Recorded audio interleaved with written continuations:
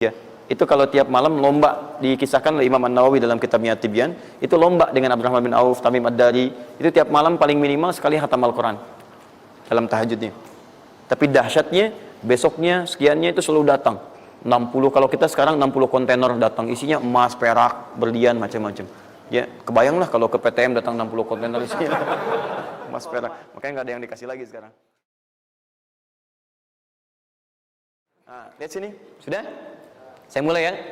Nah, ini saya harus selesaikan ini. Kita sepakat dulu sampai jam berapa kita? Oh enggak, kalau Anda mau sampai jam 12 silakan saja. Saya setengah 10 selesai lah. Karena ini pembuka ya, pembuka.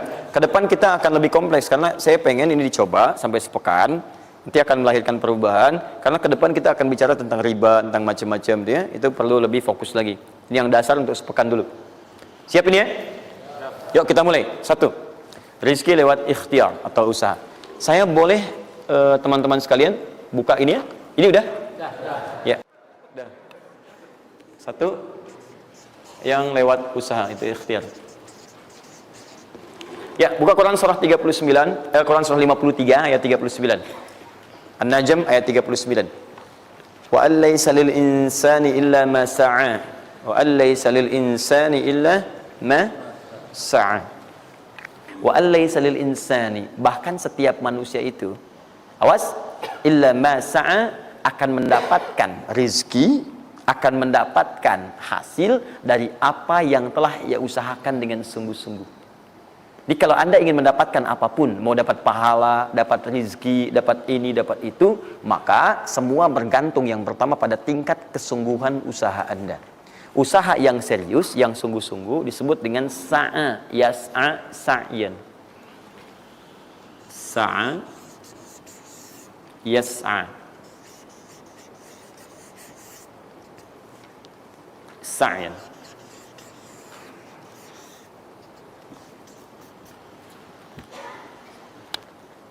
Ini sa'a, yas'a, sa'yan tidak disebutkan dalam bahasa Arab kecuali menunjuk satu usaha yang sangat serius, sungguh-sungguh.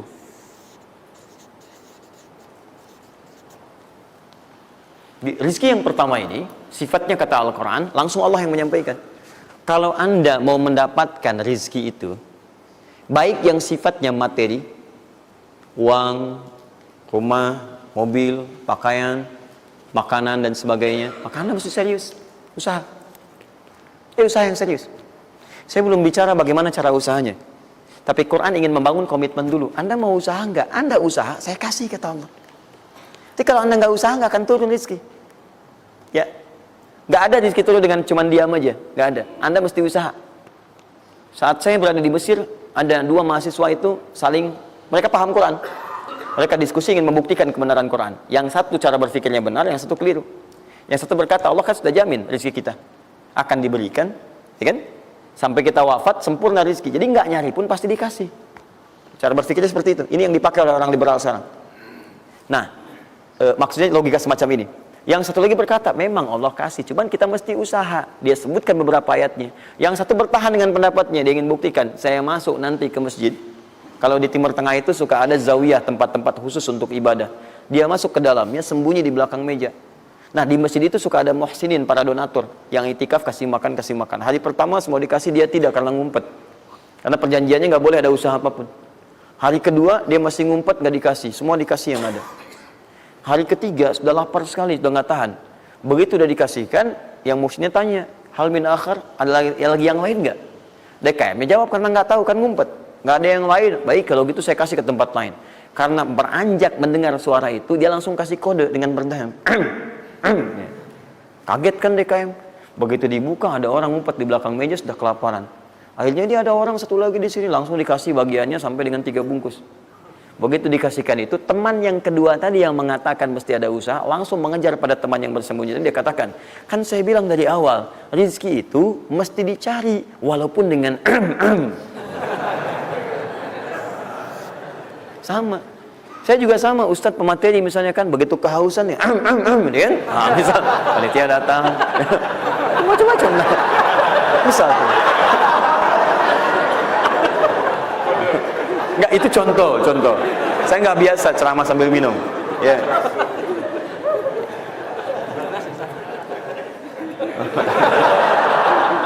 Jelas ya?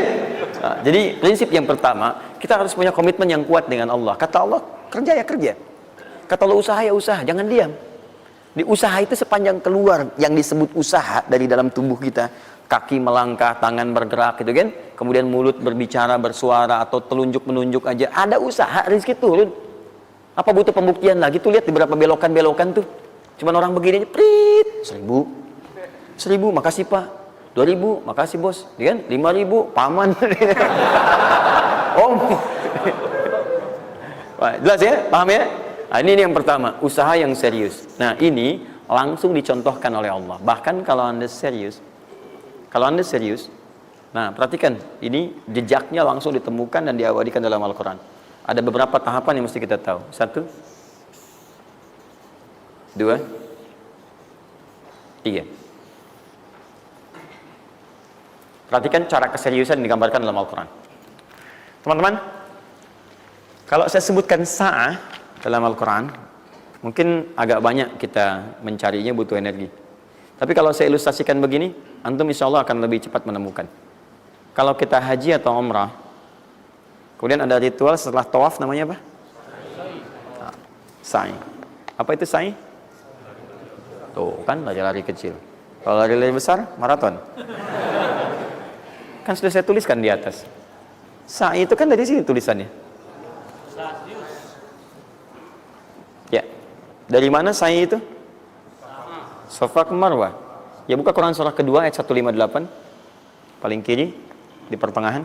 Innas safa wal marwata min sya'airillah faman hajjal bait aw i'tamara fala junaha alaihi ay yatawafa bihima man tatawwa khairan innallaha syakirun alim. Lihat sini, ibadah ini kenapa dinamakan dengan sa'i?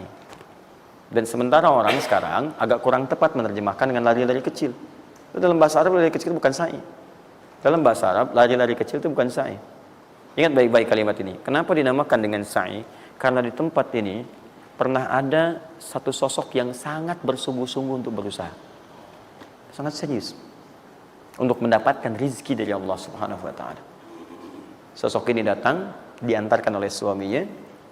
Kemudian ketika diantarkan, ternyata ini yang paling menarik. Ini yang saya berikan 3 panah ini.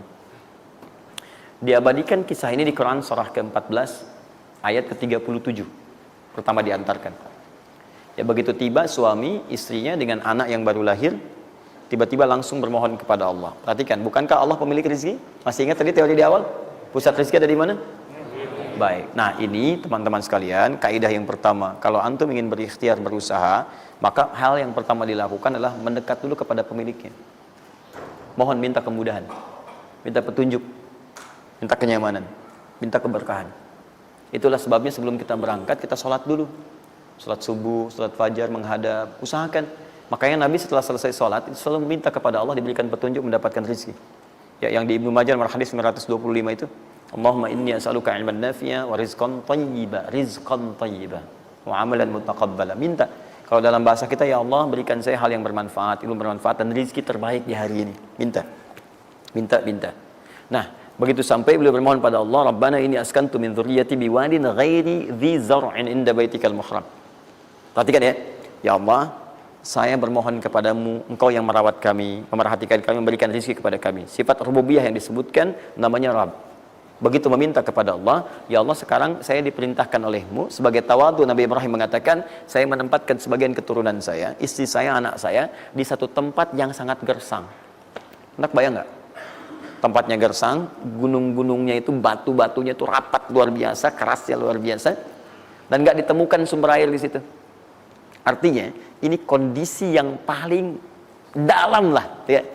Kondisi yang paling sulit didapatkan. Jadi selevel tumbuhan pun nggak ada. Jadi saya mau katakan begini, lihat ya.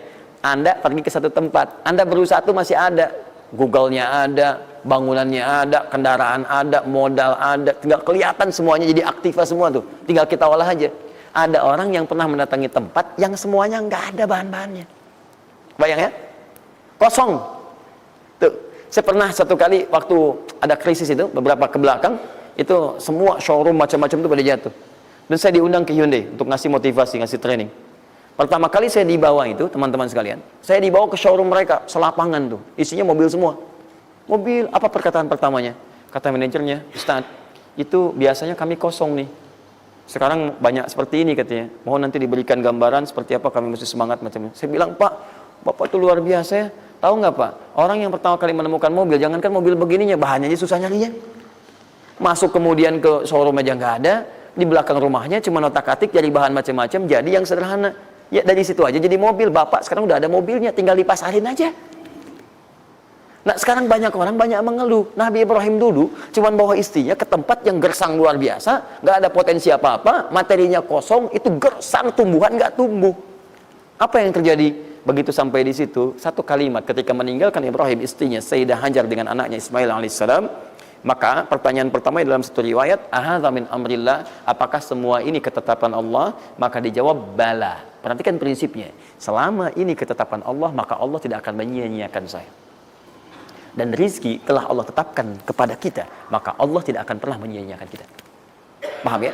Jadi kalau Anda ditempatkan di kondisi apapun, bahkan mulai belum bekerja, baru lulus kuliah, bahkan mulai baru membuat satu bisnis misalnya, atau macam-macam halnya, ingat, ada yang lebih buruk kondisinya daripada Anda, yang semua bahannya bahkan belum didapatkan. Dan dia yakin dengan Allah. Sepanjang Anda punya Allah, maka semua akan mudah bagi Anda.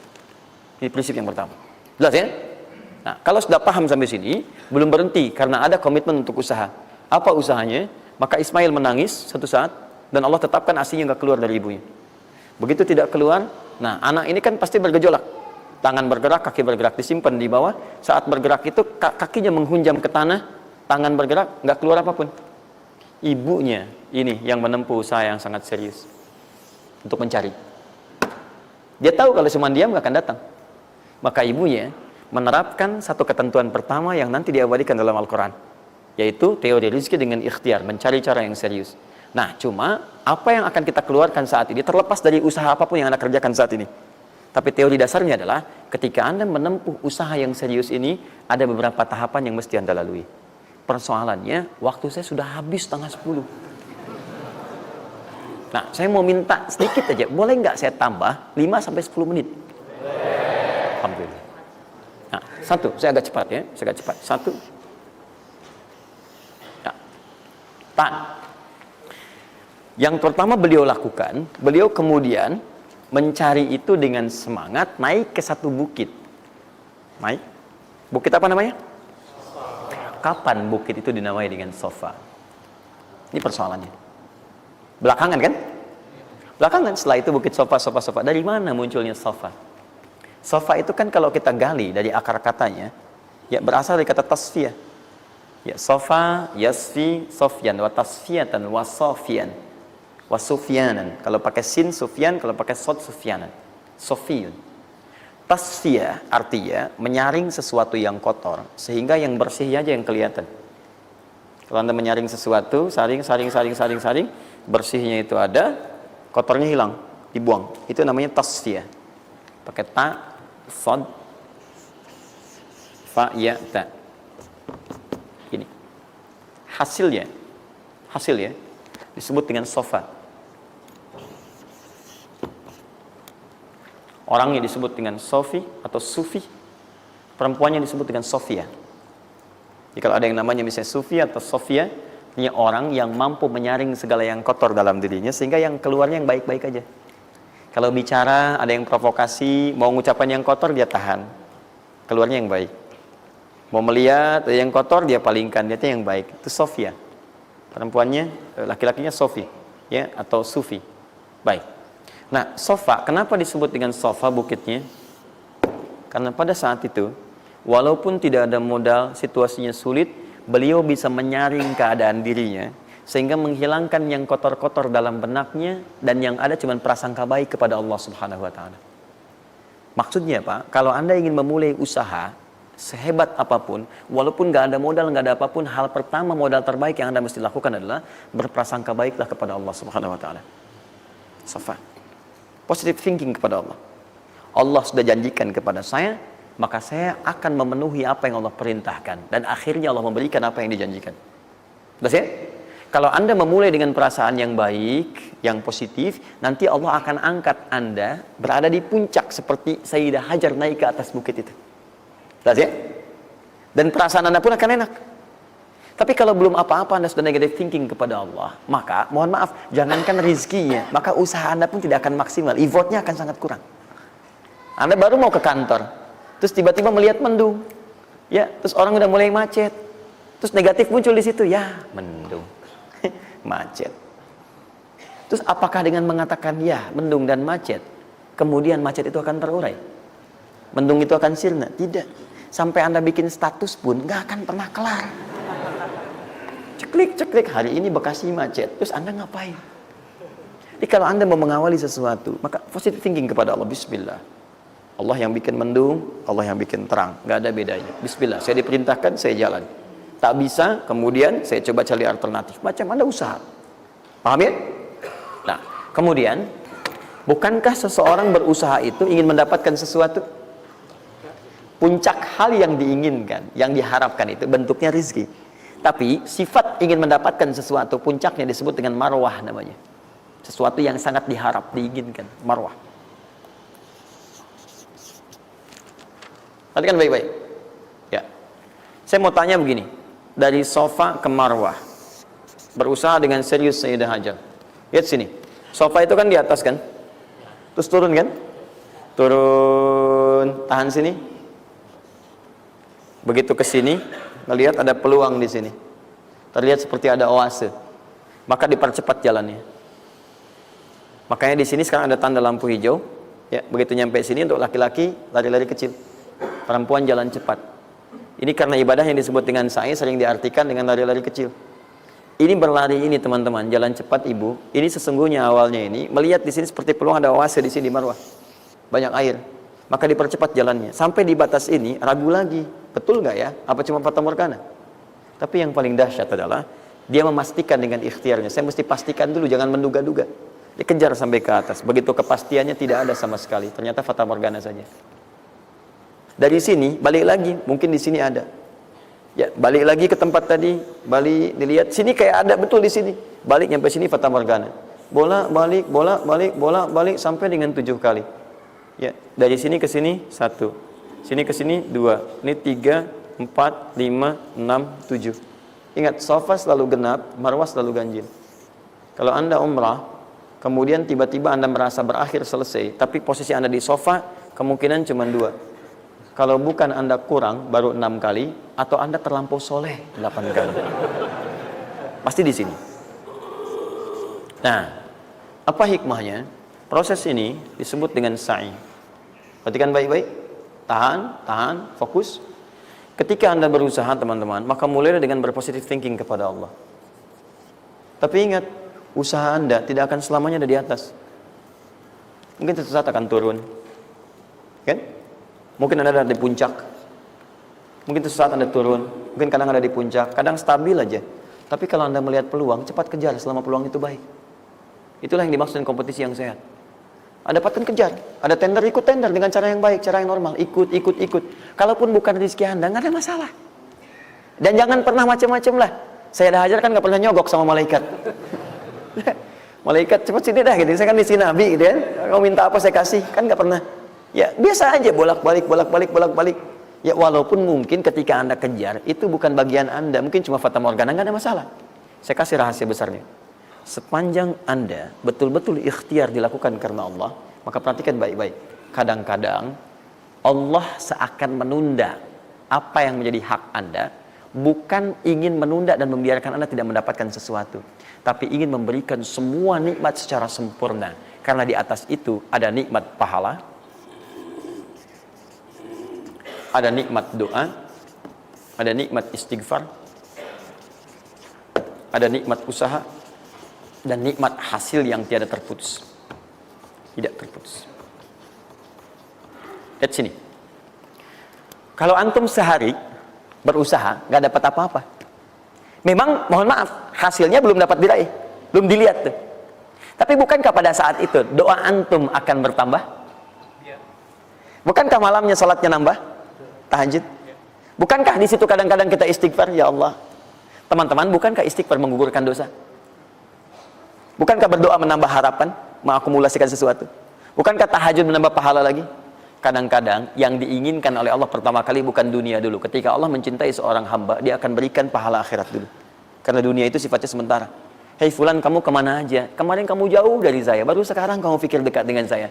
Saya nggak pengen kasih dunia dulu, dunia itu kecil. Kalaupun di seekor sayap samuk sebelahnya, sebelah sayap nyamuk ada dunia itu ada nilainya, saya kasih buat kamu deh, nggak ada nilainya. Ya, karena itu saya ingin kamu akhirat sempurna dulu. Saya ampuni dulu dosa-dosa kamu yang kemarin. Begitu sudah diampuni, hari kedua istighfar lagi diampuni, saya kasih pahala yang banyak. Begitu pahala udah dapat, dosa udah diampuni, baru dunia diakumulasikan. Karena hukum dunia itu, kalau antum usaha akan terus diberikan. Jadi nggak ada yang nggak dikasih. Jadi kalau antum sehari bekerja ini, kelihatannya nggak dapat apa-apa. Bukan nggak dapat apa-apa, disimpan untuk diakumulasikan.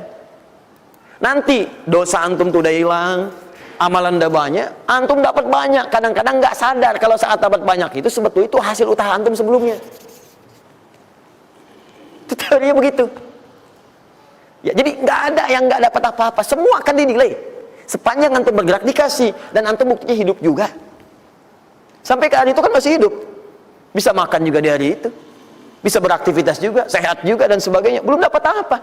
Makanya kata Nabi, yang hari itu ada makanan, dia orang kaya sebetulnya. Kalau besok masih ada lagi, kaya banget. Antum sampai sebulan masih ada cadangan. Ini kenapa kita mesti berkeluh kesah? Dan belum tentu hidup juga sampai besok. Yang tuh mau ngumpulin apa? Nah, maka prinsip yang terbaik adalah ketika antum berikhtiar, ikhtiar usaha yang maksimal. Tapi jangan khawatir kalau antum kerja sehari nggak dapat, 2 hari belum ada usaha. Jangan khawatir teman-teman sekalian. Rumus yang mengatakan semua ketika badan bergerak maka rezeki dituliskan untuk keluar. Tapi kadang-kadang ada yang Allah inginkan lebih besar dari apa yang Anda harapkan. Apa yang Allah harapkan ikutkan ke situ, maka Anda akan mendapatkan akumulasi bagiannya. Itu yang dilakukan oleh Sayyidah Hajar. Begitu beliau kemudian naik ke Marwah, nggak dapat, naik ke Safa, nggak dapat. Apa pernah tertuliskan dalam riwayat sedikit aja Sayyidah Hajar mengeluh?